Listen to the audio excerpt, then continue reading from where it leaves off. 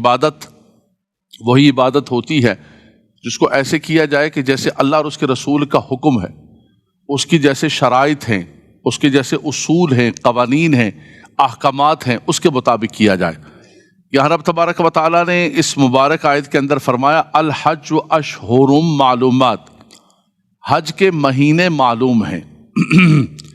اشہر یہ شہرن کی جمع ہے اور شہرن کہتے ہیں مہینے کو۔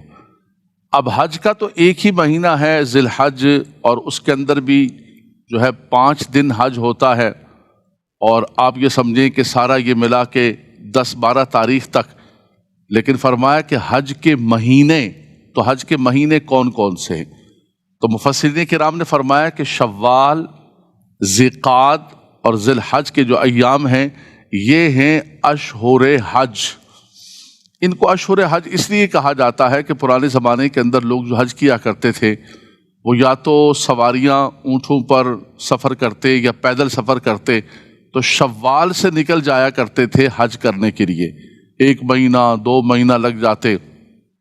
اس اعتبار سے ان مہینوں کو اشہر حج کہا گیا۔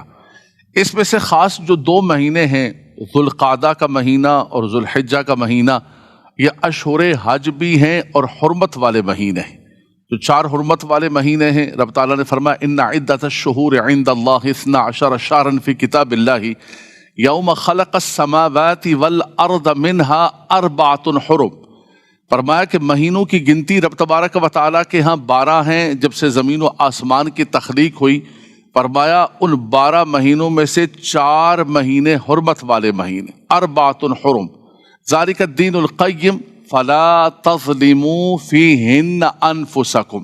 خاص طور پر فرمایا ان مہینوں کے اندر اپنی جانوں پر ظلم نہ کرنا۔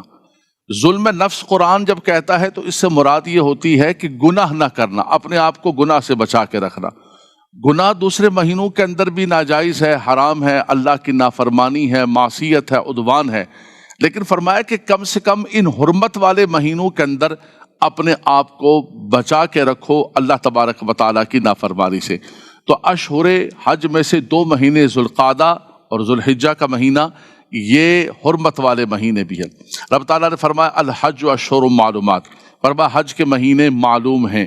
فمن فرض فیہن الحج فلا رفث ولا فسوق ولا جدال فی الحج۔ اللہ اکبر۔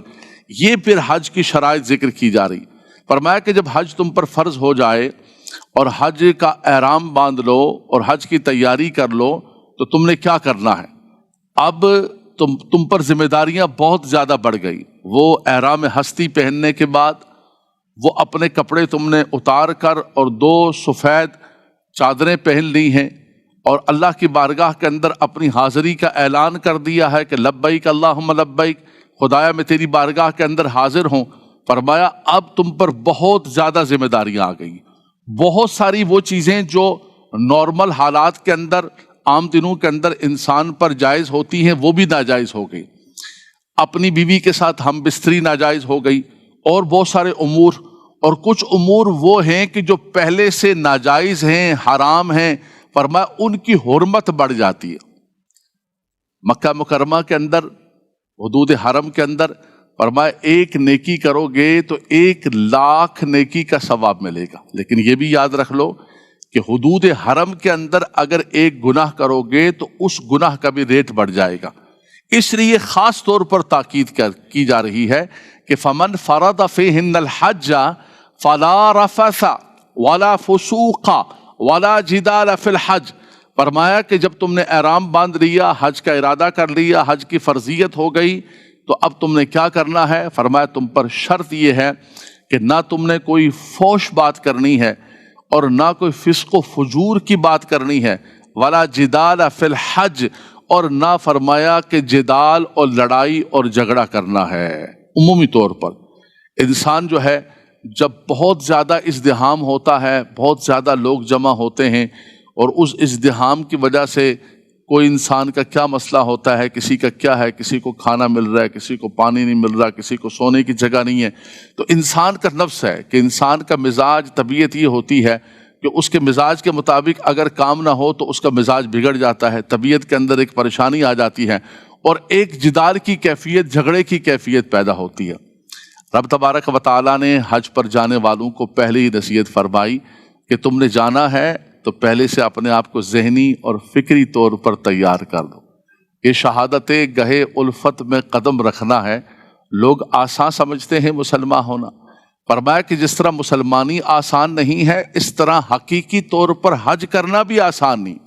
حج تو ہر ایک کرتا ہے، 25 لاکھ 30 لاکھ آدمی حج کر رہا ہوتا ہے، لیکن اصل حج وہ ہے کہ جس کو ایسے کیا جائے کہ جیسے اللہ اور اس کے رسول نے حکم دیا ہے، جو شرائط اور جو احکامات اور جو ہدایات عطا فرمائی ہیں، وہ جو اللہ کے نبی صلی اللہ علیہ وسلم نے فرمایا العمرۃ الی العمرۃ کفارۃ لما بینہما والحج المبرور لیس لہ جزاء الا الجنہ۔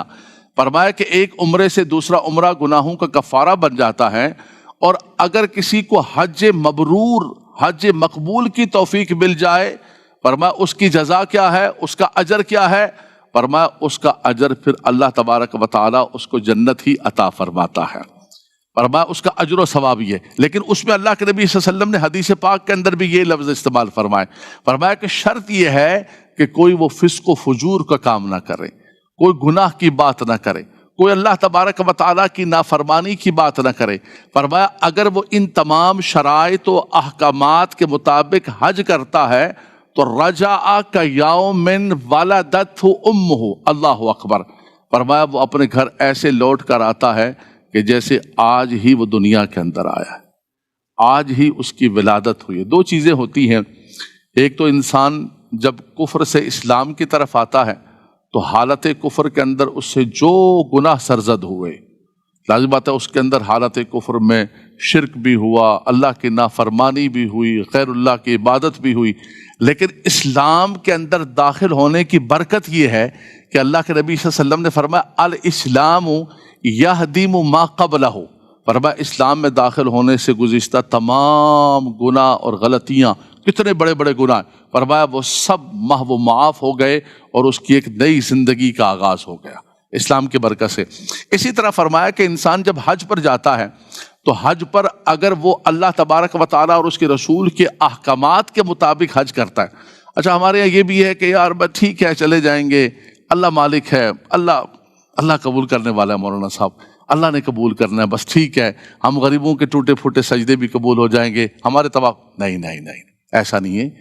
جس مالک و مولا نے ہم پر جو عبادت فرض فرمائی ہے، اسی طرح حکم دیا ہے کہ اس عبادت کو ایسے کیا جائے۔ بخاری شریف کی حدیث پاک ہے، نبی کریم صلی اللہ علیہ وسلم مسجد نبوی شریف کے اندر تشریف فرما ہے، ایک شخص آیا اور اس نے آ کر نماز پڑھی، نماز پڑھ کے حضور کو سلام کیا، حضور صلی اللہ علیہ وسلم نے اس کے سلام کا جواب دیا، حضور نے فرمایا ارجع فصلی فإنک لم تصلی، بخاری کے الفاظ، فرمایا جاؤ جا کر دوبارہ نماز پڑھو، تمہاری نماز ہی نہیں ہوئی۔ وہ شخص دوبارہ گیا، اس نے نماز پڑھی، پھر آ کر سلام کیا، حضور نے پھر فرمایا ارجع فصلی فإنک لم تصلی، جاؤ جا کر نماز پڑھو، 3 مرتبہ۔ اچھا آج کا ہمارے جیسا کوئی سمجھدار ہوتا تو کہتا مولانا صاحب نماز آپ نے قبول نہیں کرنی، اللہ نے قبول کرنی، نماز اللہ نے قبول کرنی، آپ نے تو نہیں قبول کرنی، آپ کہہ رہے قبول نہیں ہوئی ہے، جیسے پڑھ لیں اللہ قبول نہیں۔